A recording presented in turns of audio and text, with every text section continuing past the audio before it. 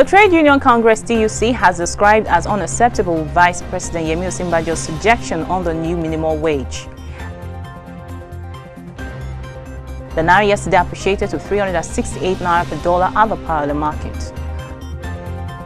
North Korea says its firing of a missile over Japan was the first step of military operations in the Pacific. Super Eagles are confident of overhauling Cameroon's indomitable Lions when both teams clash in the match of African Group B of the 2018 FIFA World Cup qualifying race on Friday.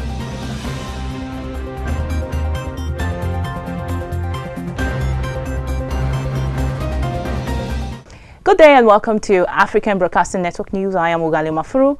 Now the news in full. The Trade Union Congress TUC has ascribed the suggestion by the Vice President, Professor Yemi Osinbajo, that a new minimum wage will be selectively implemented as retrogressive and unacceptable. Speaking at the Congress National Executive Council NEC meeting in Lagos, the President, Mr. Bonboy Bala Kagama, said NEC in session kicks against state and demands that the minimum wage implementation should be holistic and not selective. Mr. Bonboy Bala Kagama ordered that minimum wages for all and should remain in the exclusive list. He condemned the delay to constitute the 29-member committee for national minimum wage for the country's months after it was announced in court on the federal government not to tax the patience of workers beyond limits, as the current wage structure is no longer tenable when viewed against the economic realities on ground. The Congress, in a 16-page communique, called on federal government to direct the economic, EFCC and ICPC to probe the use of bailout funds and Paris Club refunds, noting that the funds have become the latest source of corruption among political leaders. The Lagos State government yesterday commenced demolition of 114 identified distressed buildings in the state as measures to stem cases of collapsed buildings. It was learned that 57 of the 114 distressed buildings marked for demolition will be pulled down during the first phase of the exercise, and officials of Lagos State Building Control Agency LASBCA stormed Lagos Island, where at least 34 of the buildings were sighted and demolished. General Manager LSBCA Lekan Shondeinde disclosed that the distressed buildings on the island were captured under the first phase of the exercise approved by the state governor, Akuwumi Ambode. Shondeinde said the buildings have been distressed over time and that government had served owners of the structures notices, noting that the exercise was being carried out to stem tides of collapsed buildings in the state, saying that government will not fold its arm and allow buildings to collapse indiscriminately across the metropolis. Shondeinde disclosed that the agency had identified 114 of such distressed buildings that needed to be demolished across the metropolis. Others will be demolished during the second phase of the exercise. He stated that government would no longer wait for owners of the distressed buildings to remove them on their own, as experience has shown that such owners did not always remove such structures. Shondeinde explained that once a distressed building had been demolished by the government, the owner will be given 90 days to pay the demolition cost, failure of which government will seize the land. And now on business. The naira yesterday appreciated to 368 naira per dollar at the parallel market, and survey showed that the parallel market exchange rate dropped to 368 naira per dollar from 370 naira per dollar on Monday. The rate had been stable at 370 naira per dollar since 2 weeks ago. Yesterday's appreciation was occasioned by reduced demand for dollars following dollar sale to Bureau de Change by the Central Bank of Nigeria. But the naira depreciated slightly by 9 kobo in investors and exporters window yesterday, while the volume of dollar traded fell by 45%. Data from financial market dealers' quotes showed that the indicative exchange rate for the IE window, known as Nigerian Autonomous Foreign Exchange, rose to 355.67 naira per dollar yesterday to 359.57 naira per dollar on Monday. The volume of dollars traded dropped to $73.87 million from $107.47 million on Monday. Safe haven asset, gold and silver were trading in the negative territory during Wednesday's trading session on the back of subdued demand for precious metal by jewelers, industries and retailers. MCS gold was trading lower by 0.24% at 29,590 rands at 1111 hours, while MCS silver was trading down by 0.28% at 39,706 rands per 1 gram at the same time. Gold is likely to trade lower on Wednesday as the geopolitical issue between the U.S. and North Korea eased after Kim said the missile was in protest of the annual military exercises between the U.S. and the South Korea. Latest holdings of the SPDR Gold Trust, the world's largest gold-backed exchange-traded fund, rose 0.3% on Tuesday. Meanwhile, the major benchmark indices Sensex was trading up by 240.49 points at 31,628 levels, and Nifty 50 was trading higher by 84 points at 9,880 levels. And now let's join Okemute for news from around the world.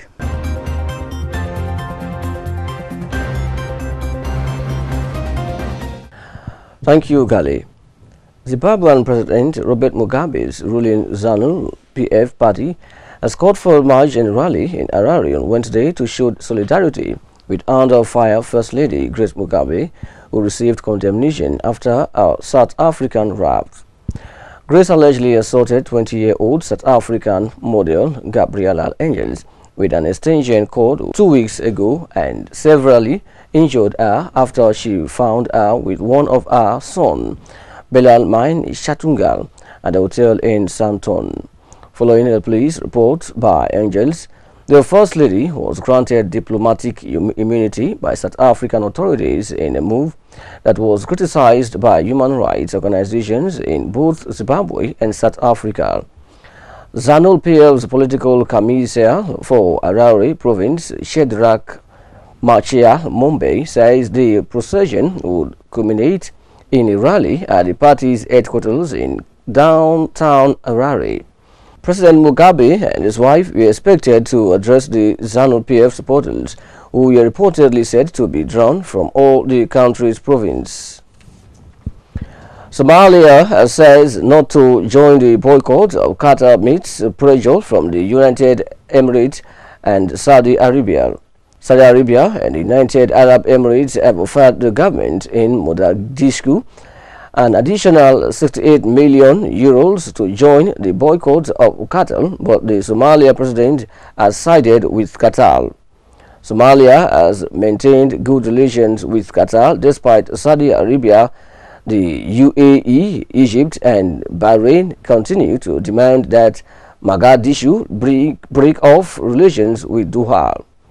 Somalia's President Mohamed Abdullahi Mohamed has called on all countries involved to engage in a dialogue, and he is also allowing Qatari planes to pass through Somali airspace. In doing so, Somalia is weakening the boycott imposed by the four countries which closed their borders to Qatar in June, cut off diplomatic relations and imposed a blockade.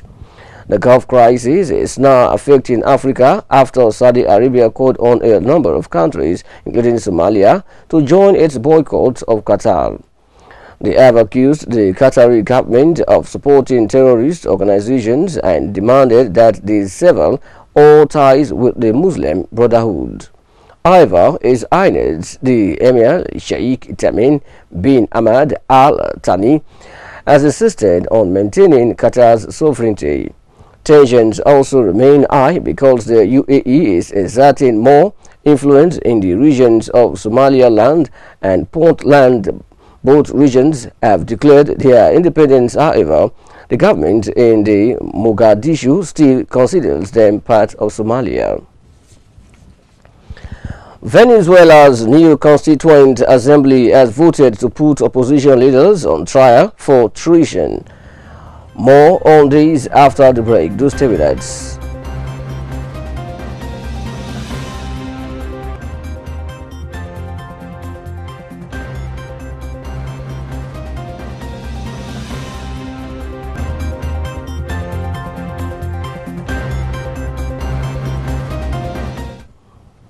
Welcome back. Venezuela's new Constituent Assembly has voted to put opposition leaders on trial for treason and that they will pursue those it accuses of supporting U.S. economic sanctions against the country. Venezuela President Nicolas Maduro Morales said Washington approved the measures last week in response to what it called the dictatorship. President Maduro has accused the U.S. of trying cripple Venezuela's economy amid an ongoing economic crisis. On Tuesday, members of the Assembly unanimously approved a decree calling for the investigation of traitors who supported the economic sanctions but did not name specific people. The Constituent Assembly, which is made up of government supporters, assumed the powers of the opposition-led parliament earlier this month. Former Foreign Minister Declan Rodriguez, who runs the Assembly, says the body would urge the chief prosecutor to begin investigations immediately. Reuters reported why the former chief prosecutor and government critic Luisal Ortega was replaced by the Constituent Assembly on its first day in office. She fled the country and was replaced by a supporter of President Maduro, Tariq William Sahab. U.S. President Donald Trump signed an executive order on 25th August to ban trade in Venezuelan debt or the sale of bonds from its state oil company. North Korea says its firing of a missile over Japan was the first step of military operations in the Pacific, signaling plans for more launches, as their state media also repeated threats to the U.S. Pacific island of Guam, which it called an advanced base of invasion. The missile launched on Tuesday crossed Japan's northern Hokkaido Island, triggering public alerts to take cover before landing in the sea, which UN Security Council has unanimously condemned North Korea for its actions. In a meeting late on Tuesday in New York, the council called the launch outrageous, demanding North Korea cease all missile testing. But the statement says the regime sanctions were a threat to all UN member states. It did not threaten new sanctions against Pyongyang. Russia and China says U.S. military activity in the region was partly to blame for the increase in tensions and urged negotiations. Arriving for a visit to Japan, British Prime Minister Theresa May on Wednesday called on China to put more pressure on North Korea, saying that Beijing had a key role in the international response to Pyongyang's reckless provocation. North Korea has repeatedly conducted missile launches in recent months, despite being barred from doing so under UN rules, and the latest was a domestically made Hwasong-12, which was launched earlier on Tuesday Korean time from a site near Pyongyang that traveled some 2,700 kilometers at an unusually low height for North Korean missile tests over Hokkaido before crashing about 1,180 kilometers of Japan's eastern coast, as Japan sent out alerts telling people in Hokkaido to take over. Prime Minister Shinzo Abe later called it unprecedented, serious and a grave threat. U.S. President Donald Trump, in a statement released by the White House, says the world had received North Korea's latest message loud and clear. Authorities in Mumbai says at least 5 people were killed since the intense rainfall began on Tuesday at the deluge India's financial capital, Mumbai, making roads impassable and briefly shutting the suburban rail network on which millions of commuters depend. Schools and many offices were forced to close on Wednesday. The coastal city of more than 20 million people is the latest to be hit by floods that have ravaged South Asia this monsoon season, affecting millions of people across India, Nepal and Bangladesh, and killing over 1,200. India, Bangladesh and Nepal all suffer frequent flooding during the June-September monsoon season. But international aid agency says things are worse this year, with thousands of villages cut off and people deprived of food and clean water for days. The government officials in India's eastern state of Bihar says at least 379 people had been killed over the past few days, with thousands sheltered in relief camps away from their inundated homes. In neighboring Uttar Pradesh, at least 88 people were killed when floods swamped nearly half of the vast state of 220 million people. Meanwhile, a federal interior ministry official in New Delhi that oversees the rescue and relief operations, Rajan Kumar, says at least 850 people had been killed in 6 flood-affected states in the past month. In Nepal, 150 people have been killed and 90,000 homes destroyed in what the United Nations is calling the worst flooding there in a decade.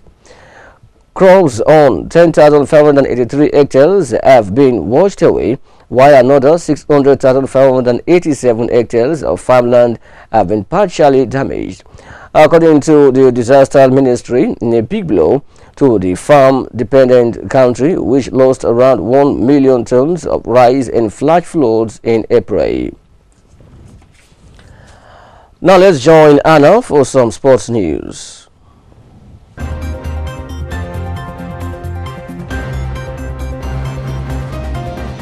Thanks, Okemuti, and on Sport News.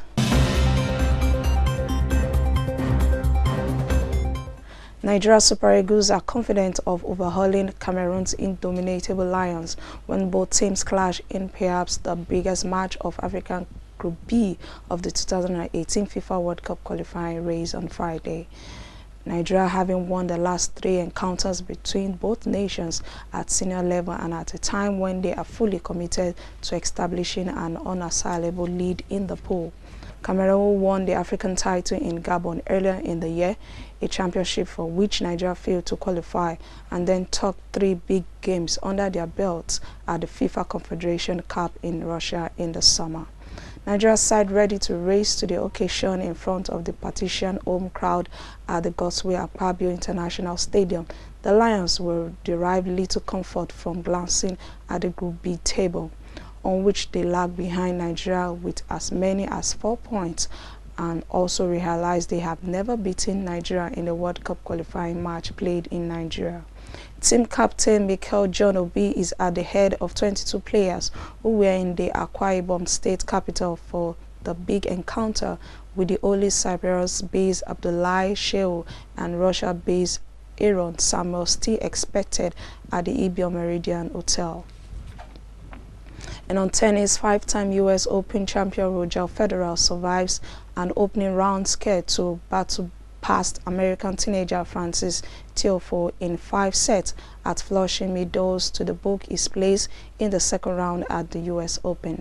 Playing under the roof at the Outer Arch Stadium for the first time, the 5-time champion was taking the distance by the world number 70 before eventually prevailing 4-6, 6-2, 6-1, 1-6, 6-4. It was a dream start for the home underdog as he broke Federer in the very first game and went on to hold serve throughout the opener to claim it 6-4.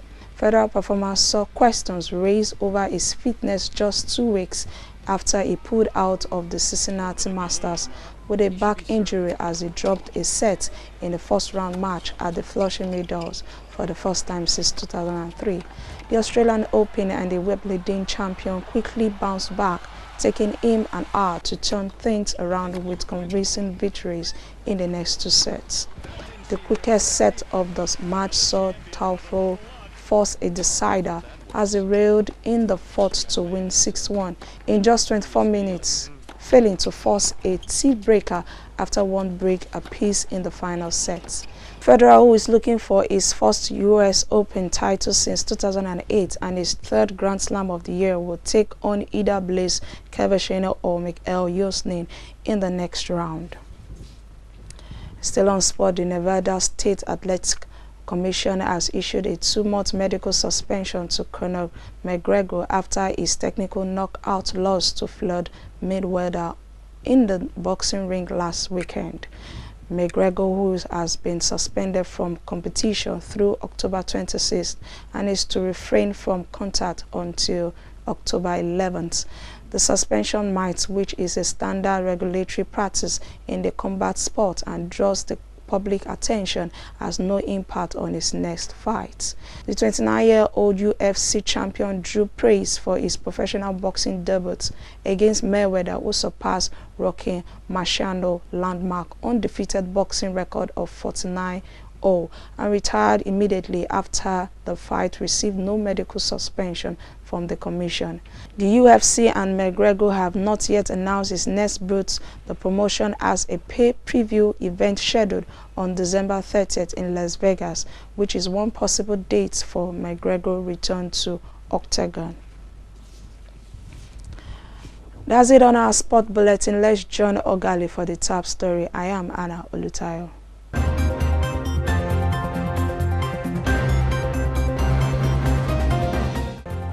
Thanks, Anne, for that sport news. That sport news concludes today's bulletin, but before we go, a recap of our top stories. The Trade Union Congress TUC has described as unacceptable Vice President Yemi Osinbajo's suggestion on the new minimum wage. The Naira yesterday appreciated to 368 Naira per dollar at the parallel market. North Korea says its firing of a missile over Japan was the first step of military operation in the Pacific. Super Eagles are confident of overhauling Cameroon's indomitable Lions when both teams clash in the match of African Group B of the 2018 FIFA World Cup qualifying race on Friday.